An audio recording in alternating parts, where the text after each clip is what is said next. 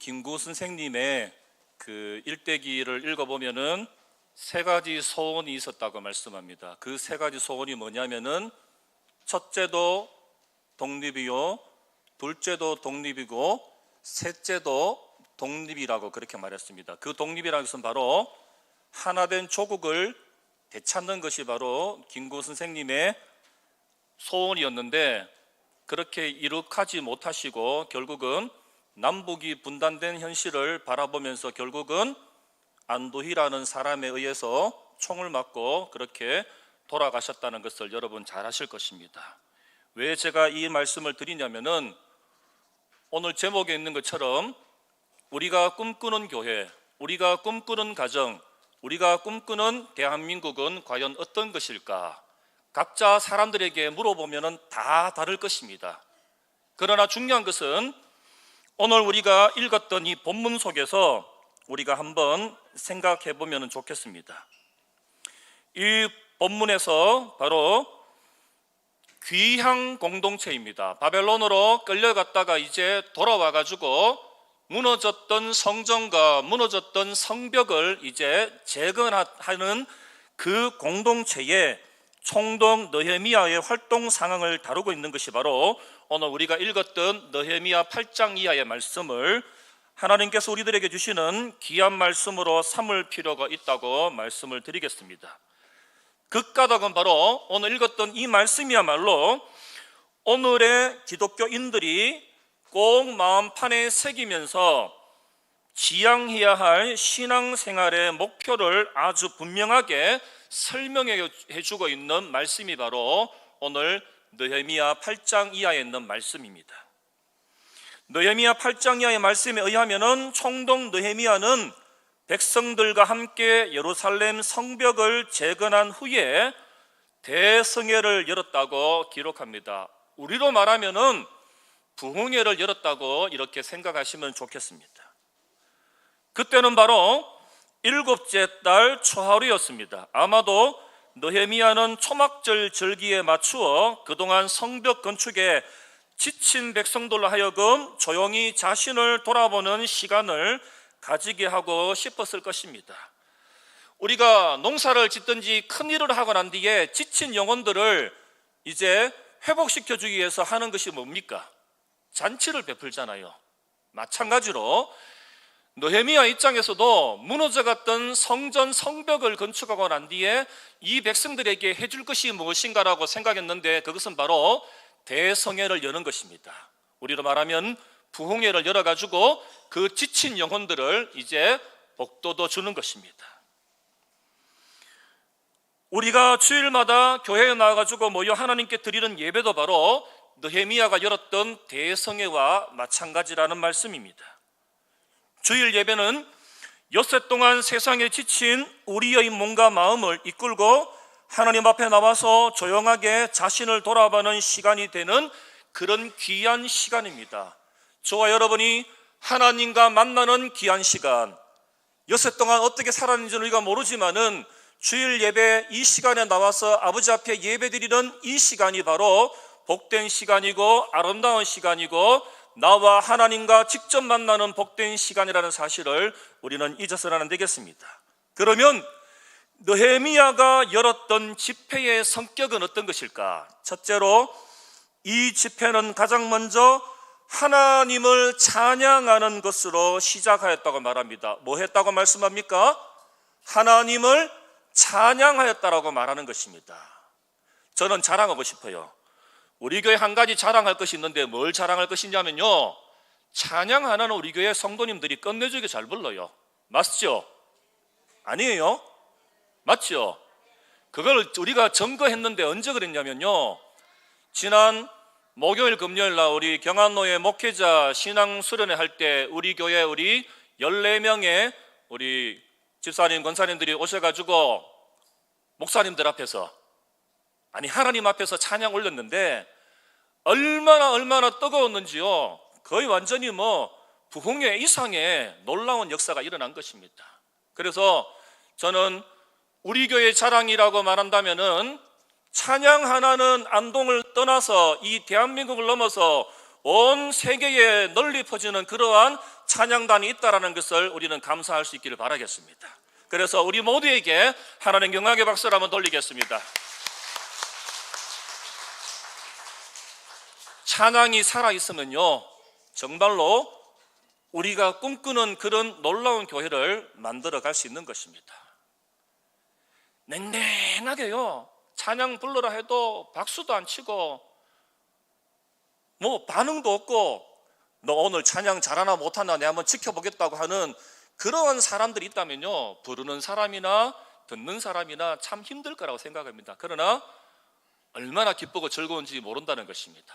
시간마다 찬양할 때마다 여러분이 정말로 함께같이 호응하고 함께같이 호흡하고 함께같이 하나님께 찬양 드린다는 거, 이거 정말로 놀라운 것입니다. 그래서 5절 6절 말씀에 보시면은 학사 겸 제사장 에스라가 하나님의 율법책을 펼쳐 들자 백성들이 일제히 일어섰다라고 그렇게 말합니다. 옛날에는요, 성경 봉독을 할 때 우리는 요즘은 앉아가지고 성경 봉독을 이렇게 듣잖아요. 그런데 옛날에는 성경 봉독을 하게 되면요, 모든 사람들이 동시에 다 일어납니다. 다 일어나서 하나님의 말씀을 경청하고 난 뒤에 에스라가 광대하신 하나님 여호와의 율법을 송축하자 모든 백성들이 그 말씀을 듣고는 두 손을 들고는 아멘 아멘 하면서 이렇게 하나님께 응답한다는 것입니다. 우리도 한번 해볼까요? 양손을 높이 들어보세요. 아멘. 시작. 아멘. 한 번 더. 아멘. 이렇게 우리가 한다면요, 우리의 마음이 뜨거워지고 우리의 마음이 정말로 하나님께 사로잡히는 그러한 놀라운 축복이 임할 것입니다. 그리고는 몸을 굽혀가지고 얼굴을 땅에 대고 이에 하나님께 경배하였다라고 말씀합니다. 하나님의 말씀 앞에 선 그들은 완전한 굴복의 자세로 하나님을 찬미하고 그에게 경배를 드렸다고 말씀합니다. 우리는 하나님 말씀 앞에 굴복하고 하나님을 찬양할 때에 내 산제사를 드리는 것처럼, 나의 전부를 드리는 것처럼, 나의 인격을 드리는 것처럼 우리는 그렇게 하나님 앞에 찬양으로 올려드리는 그런 우리 영상제일교회가 꿈꾸는 그러한 모습이 될 수 있기를 바라겠습니다. 그래서 이제 아침 저녁으로 선선해지고 이제 계절의 변화를 우리가 느끼게 되겠습니다. 2023년도 이제 우리 후반절 우리 사역을 통해서 하나님을 찬양하고 그의 이름을 높이는데 우리가 최선을 다할 수 있는 저와 여러분이 될 수 있기를 바라겠습니다.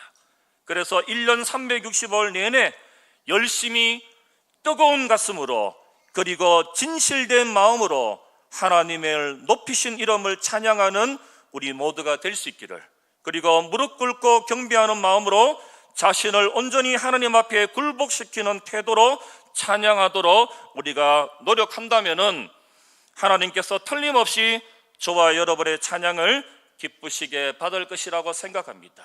어떻게 합니까? 나 사는 날 동안 끊임없이 여호와 하나님을 찬미하겠다고 하는 우리 찬송가 288장의 찬송이 있듯이 우리 함께 이 찬양을 한번 고백하기를 바라겠습니다. 우리 288장 1절만 한번 반주해 주시기 바라겠습니다. 이 찬송은요, 태어난 지 6개월 만에 앞을 보지 못했던 그 어린 생명이 얼마나 답답했겠습니까? 그런데 육신의 눈은 멀었지만은 영의 눈으로 하나님을 찬미하면서 이 가사를 썼고 자기 동료가 아름다운 멜로디를 만들어가지고 이 곡이 찬송가에 실렸다는 것입니다. 우리 함께 같이 고백하겠습니다. 288장 1절만 같이 부르겠습니다.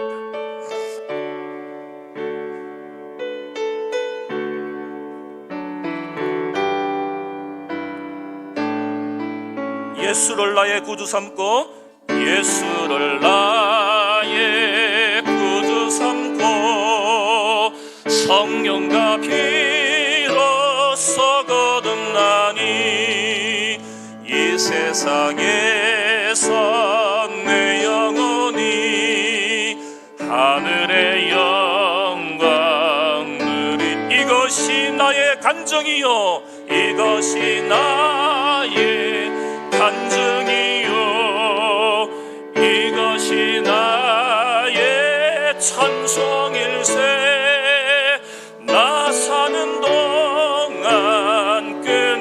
끊임없이 구주를 찬송. 이것이 나의 간증이요, 이것이 나의 간증이요, 이것이 나의 찬송일세. 나 사는 동안 끊임없이 구주를 찬송하리로다.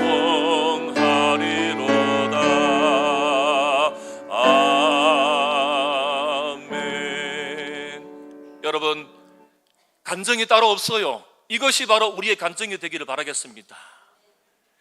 나 사는 날 동안, 내 목숨이 붙어있는 날 동안, 내가 입술을 벌려가지고 찬양할 수 있는 그 시간 동안 끊임없이 하나님을 찬송하는 우리가 꿈꾸는 우리 교회의 모습이 될 수 있기를 간절히 바라겠습니다. 두 번째는 느헤미야의 성회의 두 번째는 하나님의 말씀이 울려 퍼졌다고 하는 것입니다. 우리가 꿈꾸는 교회의 모습이 어떤 모습입니까? 시간마다 하나님의 말씀이 울려 퍼질 때에 우리는 그 말씀을 마음판에 새기면서 그 말씀대로 살겠노라고 다짐하는 결단의 시간이 바로 이 말씀을 통해서 우리들에게 나타나는 것입니다. 레위 사람들이 하나님의 율법책을 낭독하고 그 뜻을 해석하여 백성으로 그 낭독하는 것을 다 깨닫게 했더니 백성이 그 율법의 말씀을 듣고 어떻게 했다고 되어 있습니까? 8절 9절 말씀에 울었다고 말씀합니다. 여러분, 언제 하나님의 말씀을 듣고 언제 울어보셨습니까? 언제 하나님의 말씀을 듣고 내 심령이 정말로 골수를 찌르는 그런 감정이 언제 느껴졌습니까? 하나님의 말씀을 달콤한 솜사탕처럼 그렇게 생각해서는 절대 안 되겠습니다. 우리가 하나님의 말씀을 들었다면은 그 말씀을 통해서 참 회개가 일어나야 되고, 그 말씀을 통해서 나의 심령이 요동치게 되고 울음도 나야 되고 기쁨도 나는 그러한 역사가 말씀을 통해서 나타나야 되는 것입니다. 성벽 건축에 지쳐 있었던 그들은 하나님의 말씀을 듣는 순간 자신들의 죄악과 부정함을 깨달은 것입니다. 부끄럽기도 하고 마음이 아프기도 했을 것입니다. 그래서 더욱 눈물이 솟구칠 것입니다. 울지 않고서는 말씀을 들을 수가 없었을 것입니다. 여러분 어떻습니까? 저는 잘 모르지만은 우리 용상제일교회 초창기 교회의 모습은 저 길 건너에 아파트 앞에 있었다고 제가 들었거든요. 거기서 일로 옮겨와가지고 예배당을 짓고 난 뒤에 여러분들의 그 모습은 어떻겠습니까? 눈물 아니겠습니까? 또 이 성전을 깨끗하게 리모델링하고 아름답게 만들고 난 뒤에 저 비전센터를 건축하고 아름답게 만들고 난 뒤에 그 공사 현장을 드나들면서 여러분이 얼마나 정말로 그 자리에 서가지고 얼마나 기도하셨습니까? 그 눈물이 있었기 때문에 바로 오늘의 우리가 이렇게 아름답게 예배를 드릴 수 있는 감격이 바로 여기에 있는 것입니다. 그것은 바로 말씀 위에 우리가 든든히 서 있기 때문에 그런 역사가 일어나는 것입니다. 저와 여러분도 마찬가지를 바라겠습니다. 느헤미야서에 나타나는 이 부흥성회의 모습이 바로 오늘 우리가 살아가는 이 시대에도 그대로 일어날 수 있기를 간절히 바라겠습니다. 그래서 하나님의 말씀에 우리는 아멘 아멘하고 외칠 수 있는, 하나님 그 말씀대로 내가 살아가겠습니다, 하나님 그 말씀에 내가 순종하겠습니다라고 하는 놀라운 역사가 저와 여러분들에게 있기를 바라겠습니다. 그 태도가 바로 우리에게 필요한 것입니다. 말씀을 깨닫고 순종하는 태도가 필요합니다. 말씀을 들을 때마다 마음의 찔림을 받아야 합니다. 말씀을 들을 때마다 마음에 감동이 있어야 합니다. 때로는 눈물도 흘리고 울기도 해야 합니다. 가슴을 치고 통곡도 해야 합니다.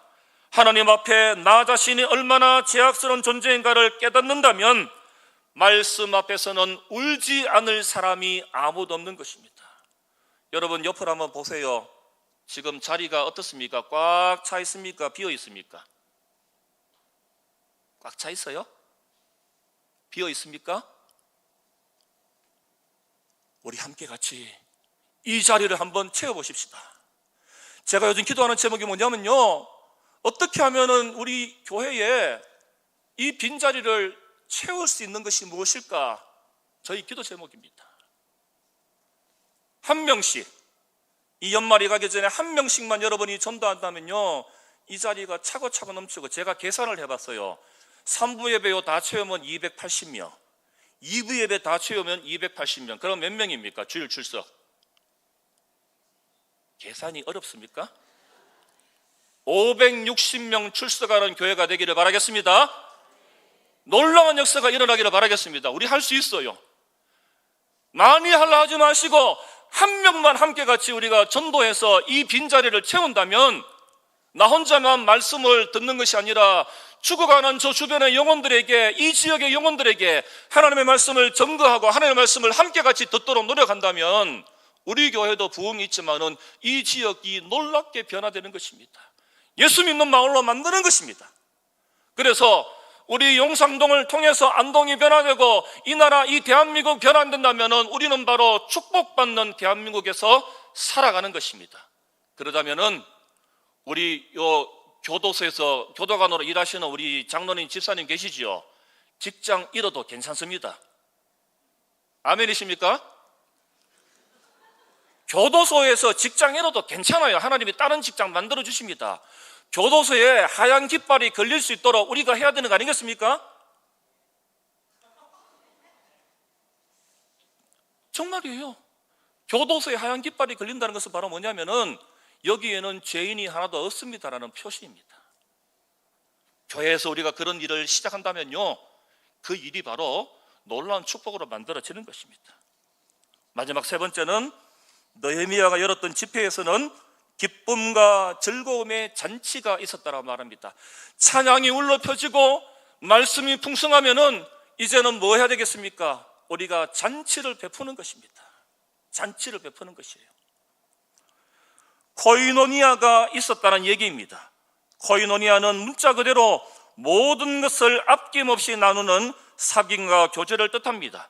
느헤미야는 말씀을 듣고 울던 백성들을 향해 오늘은 너희 하나님 여호와의 성일이니 슬퍼하지 말며 울지 말라라고 말합니다. 이제 우리가 하나님 앞에 와가지고 자복하고 통회하고 울었다면은 이제는 그 울음을 멈추고 우리 모두가 함께 더불어서 하나님 잔치에 참여해서 기쁘고 즐거운 마음으로 함께 같이 교제하고 나가는 것입니다. 이 말을 듣는 백성들은 곧 가서 먹고 마시며 나누어주고 크게 즐거워하였다라고 오늘 본문 12절에 말씀하고 있는 것입니다.